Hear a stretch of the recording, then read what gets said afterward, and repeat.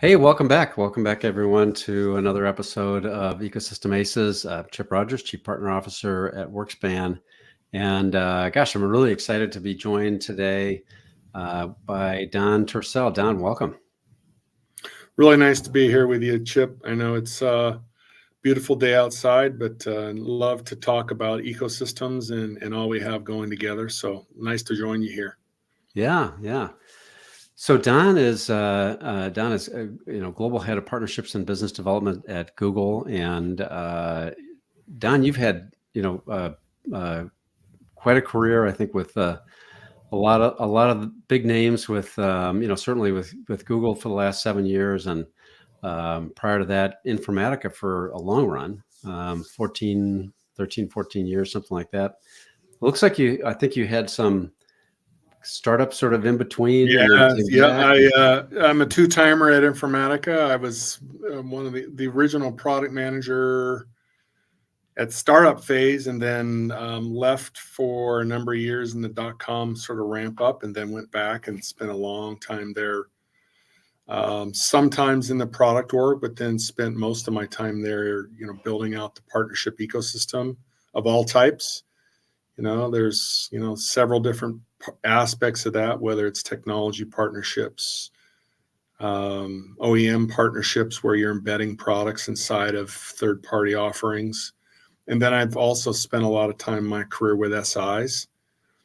And that's what I came to Google Cloud to do, which was build aspects of the ecosystem that had gaps, whether that's building out relationships, programs. And really my team and I have put some of the foundational building blocks in place for growing the business. And it's been meteoric. When I started almost 7 years ago in May, it was a much smaller organization. The product, foundation was still in process, and to see that growth and attributed a lot of that growth to partnerships of different types and aspects has been, really rewarding to see. So it's been a great ride. Yeah, and you've done a lot of different kinds. You've managed a lot of different kinds of partnerships, and as you're just describing. So, GSI, that's a very different sort of function from GSIs to, other ISVs to, telcos. I think recently you've had a run working with telcos. Yeah, that was a really interesting sidebar. We were, in the early phases of learning about telco, and my leadership came and said, can you help build out the ecosystem for that? And I said, well, I have a bit of a telco background from my informatica and analytics days. Happy to help.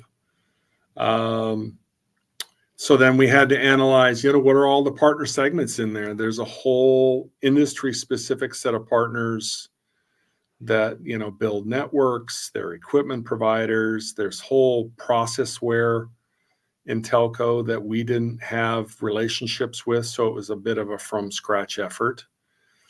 And then that was also tightly hooked up to our product efforts in telco, because we're building very specific products for networks, for differentiating those for carriers, and then also using our AI and data platforms more effectively, whether it's helping customer service or helping them use their data more effectively. So each of those ecosystem segments needed a strategy, and I spent a while doing that. And my as we rolled that out, the first efforts were in recruitment. If you might imagine, when you're not in a market, you have to identify who's important, build an effective plan to show value to those organizations. And a lot of it started with customer requests. What does a customer need to be successful from an infrastructure perspective? Not only is they're moving to cloud, but what they're going to run on cloud to run their business. And that's never, just a first party thing. That's always involving people to deliver those solutions, technology to run them, and then also the very specialized products in a lot of instances that kind of lay on top.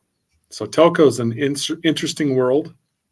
Learned a lot, and I was not a telco specialist, but I came a long way in my almost 4 years in it. So. Well, and that seems to be a common thread, Don, for you. I think you have done that multiple times. You're about to do it again. And talk a little bit about that, sort of 0 to 1 kind of process, like, building, like just coming in and saying, like, where do you start? Especially with an organization like Google, which is, Google's not a startup, right? So it's a pretty large organization. You're working with large organizations. You got to just figure how did you get started with that? Well, here at Google Cloud, we do have a very entrepreneurial startup culture. So in each instance that I've, been given a new mountain to tackle, I think you have to, number one, figure out what success mean when you get to the top. And that's going to change over time. But you take an initial pass at that and you get agreement on it, whether it's, not as revenue driven to start usually, but it's goal oriented, recruitment oriented, onboarding oriented, and always customer focused. So, I started off going to a number of our really key telco customers that were in flight and using our sales teams to get to the right level of the organization where they could talk about some of the vendors and partnerships that were important to them. And then look at, what's the now and where they want to go on cloud. That was the vision for a lot of these organizations have, and how Google Cloud could be the best foundation for that transformation. And so then out of that came what I would say kind of a 4-pillar ecosystem strategy, which was who do we have to win, what types of solutions we want to build for those customers, how we would measure the success of that over time from a product to revenue perspective. And then how would we do this competitively? How would we match up against the competition and really measure success on that anchor over time too. So, and then there are lots of other groups that started to align on that, whether it was folks from our systems integrator team that wanted to enter telco for services and delivery of some of these solutions, whether it was our product groups that were trying to get requirements to meet the regulatory needs and the really stringent performance and uptime requirements of some of these parts of the globe. And then that's when we started to figure out, okay, when was going to be the tipping point of winning our first handful of customers and really sort of aiming for that. And then at Google, we're all about, in our thinking, 10x. That's you have to think with a mind that eventually you have to meet a much higher mandate and a much higher demand. So how we were going to scale these both solutions and partnering efforts out through our field or through channels to cover the 600 to 800 telcos that are out there in the world. So I love a couple of things you said there that I really like. One is starting with the customer, right? Absolutely. Yeah. Yep. Starting with customer requirements and let that be your guide. I also really interesting that it's a common thread in partnerships, but here you're talking about it sort of in spades. You have to kind of be a general manager across a lot of parts of the organization. Yeah, that is what I've had stints in, I was a developer for 10 years. I was in product management, product marketing for 10 years. And in this partnerships world that I've been in now for, most of the second half of my career, you are in between behemoths. You're in between sales, you're in between products, and the customer's in the middle of that. And now with partnerships, you stack that on top. So it's a triangle, if you will. Hmm. And so I like the breadth of activities and the breadth of expertise you have to have, because you have to be able to talk to different audiences, both at partners and in the customer and internally, driving internal alignment. Sometimes you're advocating for your partner because they need a feature or they need support for something, or sometimes you're going the other way and you're having to make sure that they're level set on the way we want to drive the partnership. So there's always a back and forth, and I think knowing that whole spectrum of what's important is the key in each one. So what's important to product groups, the customer being really the driver of that, and then how the partnerships that you're forming are really going to support those goals that the customer's trying to come through for. So it's just the so after 4 years now in with telcos, now you're again being asked to take on a new. Yeah. So with my background being in analytics and data and the whole upswing and importance of generative AI in the marketplace, Yeah. I wanted to, I expressed and raised my hand to come back and contribute to the core, because I think that's where Google Cloud is really competitive and very strong in the marketplace. Mm-hmm. I thought that the ecosystem that I had developed was at a good state, that it was on the scaling tipping point and could be passed off. But now I'm stepping into some of our major relationships, and really I'm just picking up some of the things that have been very successful and trying to add a little more value from my history and my experience. So my focus really is to make sure that we're effectively rolling out some of these large scale partnerships to the field.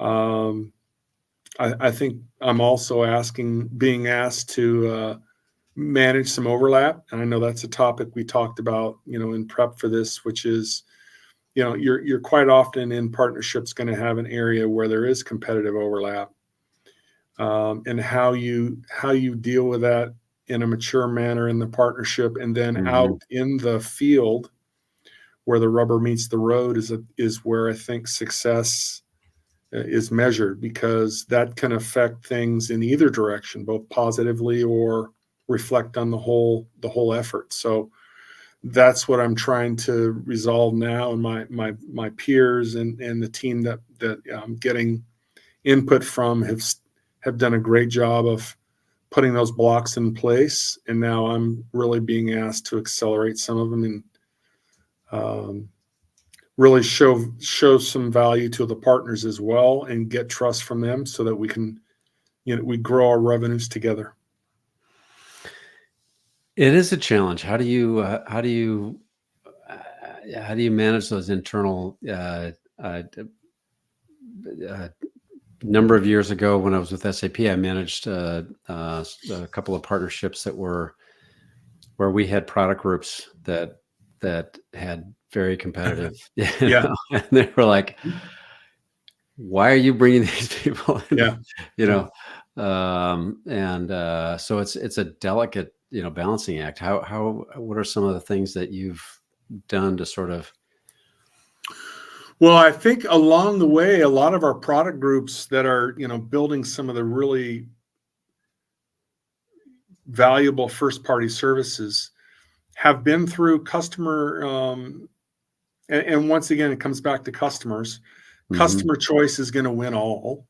Yeah. And by digging in from a perspective that, hey, we're going to win with our first-party services, that's not taking the customer into the center of the equation, because they may have made a choice. Maybe it's a historic choice they're going to stick with, or a new choice.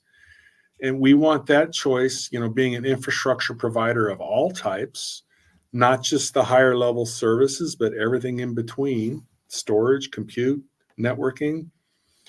We want the customer to choose and be successful. So, and I think it's been a really level of maturity that our product organization has gone through these past 10 years to get to that point where there is a recognition that partners draw a lot of value, drive a lot of customer success, and also it can be a very strong revenue driver for us.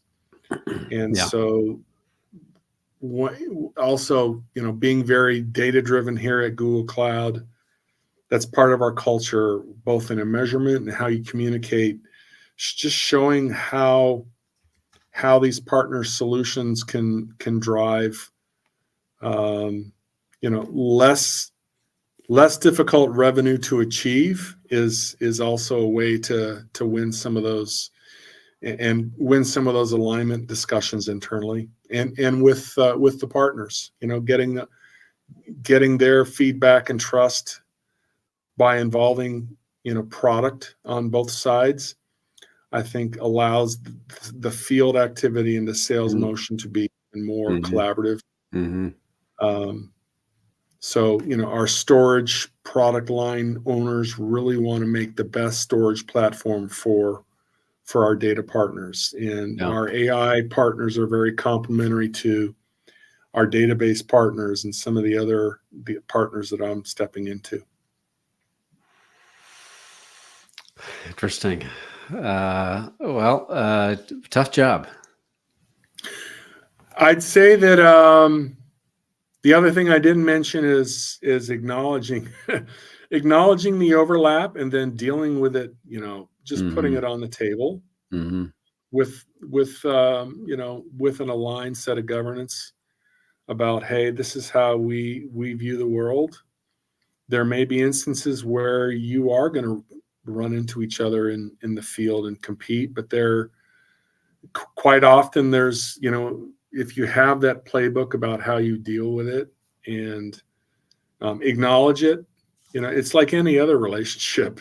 If you have a conflict, it's best to, work it through in a mature manner, get it out there, and know it's gonna happen. But then here's the other plus that you're either surrounding it with or creating other value with, and then really using customers as the barometer and getting their buy-in on how they want, the customers influence both sides.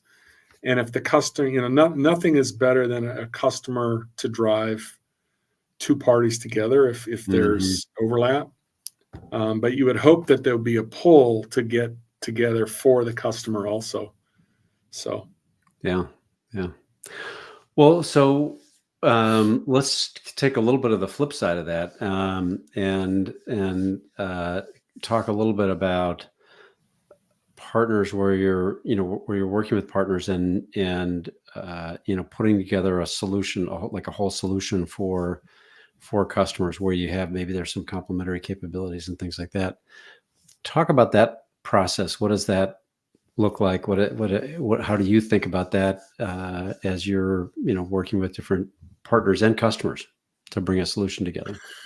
Yeah, this is something that's been part of my maturing in developing partnerships. Is way back, even before Informatica, there was this concept of partner solutions, and what we recognized was that there's different degrees of how you define those. And if you're not on the same page in nomenclature, then you're often referring to one side could be Google Slides / PowerPoint, where the other is thinking about you're building a completely discrete product with engineering behind it. So I learned early on that you need to define a process, and we have a really good process here for defining what's the business requirements, what's the role each party's going to play in that process, what are the outcomes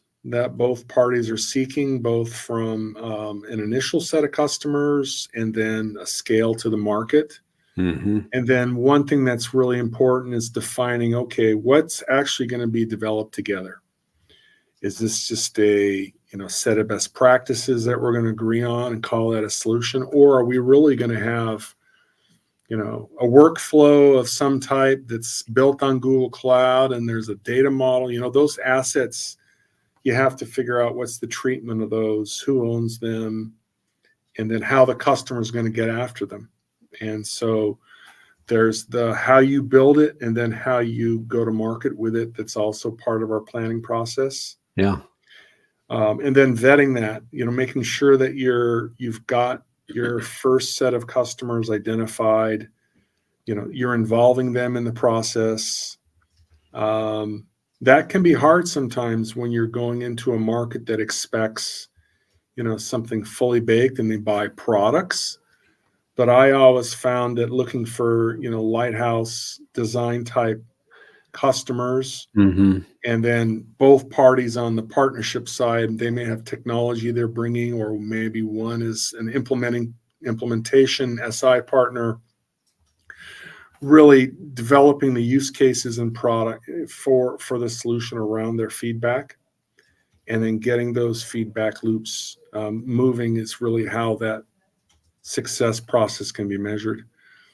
And then it's all about how do I get to the first couple, get them satisfied, and then get them to be advocates. You want to hug the first few tightly, but also have that plan, as I said, the 10X plan for where you're going to take it, and be prepared for that, because you don't want to get to that first couple and go, oh my gosh, now I got to take it around the globe, and I feel like that can be a lot of work. But if you've thought about it and you plan it in from start, it can be a little easier. Yeah. I really like that the process that you just outlined, starting with business plan, working with the product teams, and then understanding like getting those first customers. I think that's critical to and having customers work as sort of design partners on, because you need that feedback, right? Okay, are we there? Feedback. Are we going in the right direction? I love And it. what I found more and more is that you have to do something, Chip, that's going to resonate with a customer. In the early days when I joined, we did not have a lot of relationships with partnerships. We didn't have a lot of services partnerships. And so we created investment opportunities. So we funded a lot of those. We had to do a lot of learning about, okay, how do we educate these partners on how to use our platform so that they could build these types of solutions. But as our ecosystem has matured, now we have a giant array of partners, both big, little, and small, that all want to build and go to market on Google Cloud. So that sort of finding suspects to work with us on these is not as hard. But then still, you might even have the opposite problem. Right? Yeah. Now we have the opposite problem. But I didn't mention something in that process. You should always figure out who's going to pay for what in the development, and then who's going to pay for the early wins, whether it's credits, whether it's we have programs for helping implementation jump starts, migration jump starts.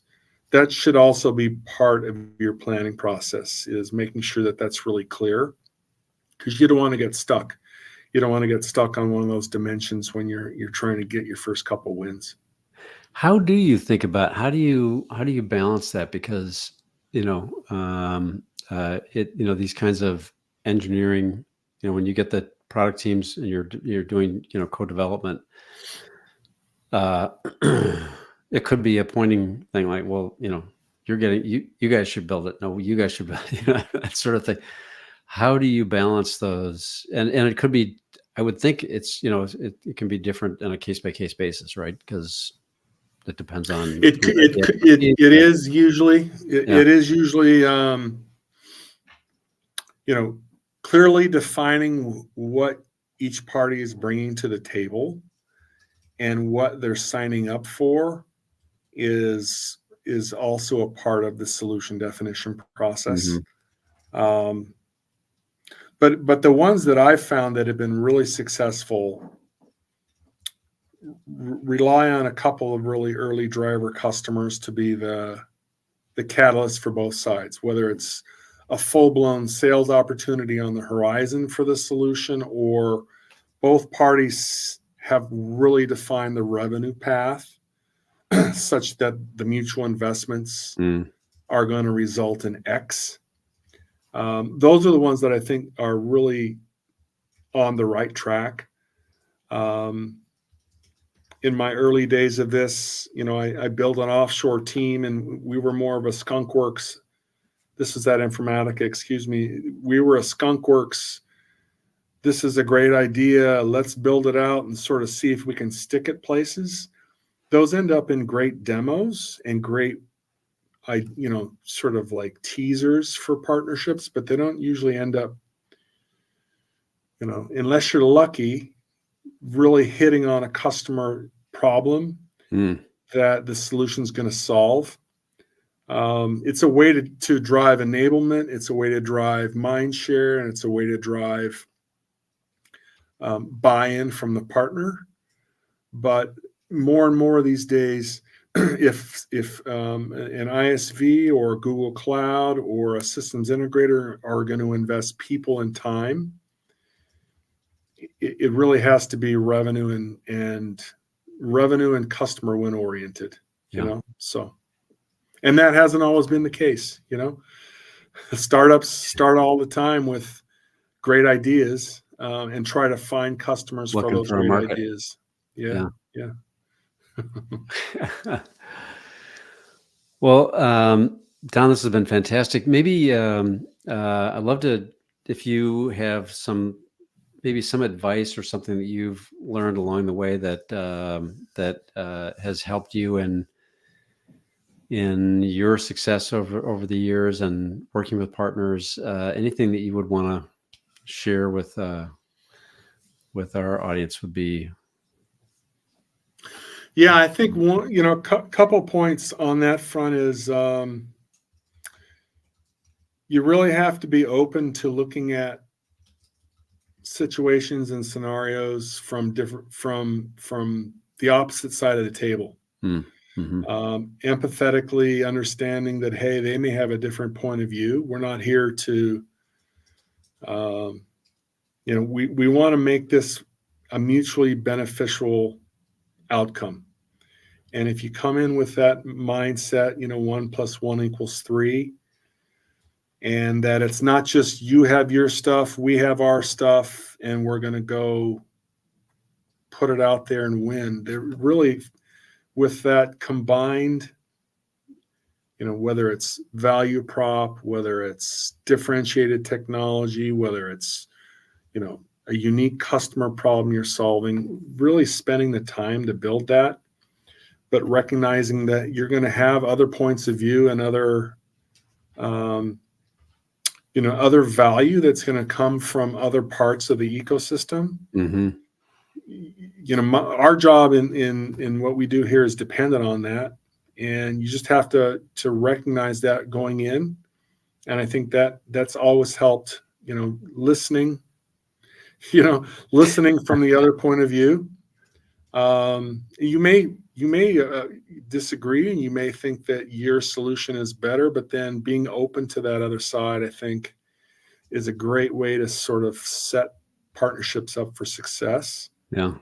And really create that joint value for the customer outcome that you're trying to drive together. That's a good one. It's tough. I think that, because you can't, you sometimes you're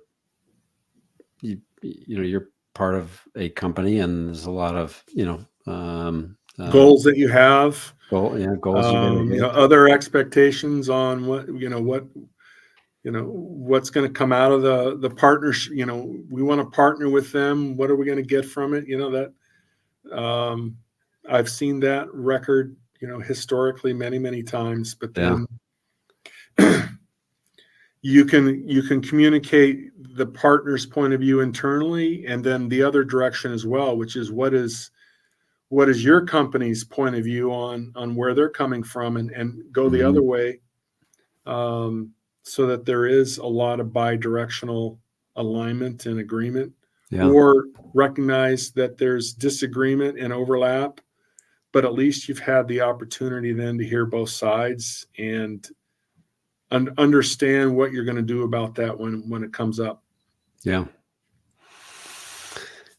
This has been fantastic, Don. Gosh, I really appreciate you taking the time and sharing what's happening at Google and talking about partnerships. So I love it. We could go all day. Oh, you bet. We probably could. We've probably got overlapping history we get into, and turns out we live like a stone's throw away from each other. So look forward to the next one, Chip, in person. It's been great to chat. It's fantastic. Yeah, likewise. So Don, thank you. This has been fantastic. And thank you all for joining another episode of Ecosystem Aces. And for Don Tirsell, Chip Rodgers, and thanks everybody for joining. And we'll see you next time. Thanks, Don. Thanks very much. See you next time. Great to be here.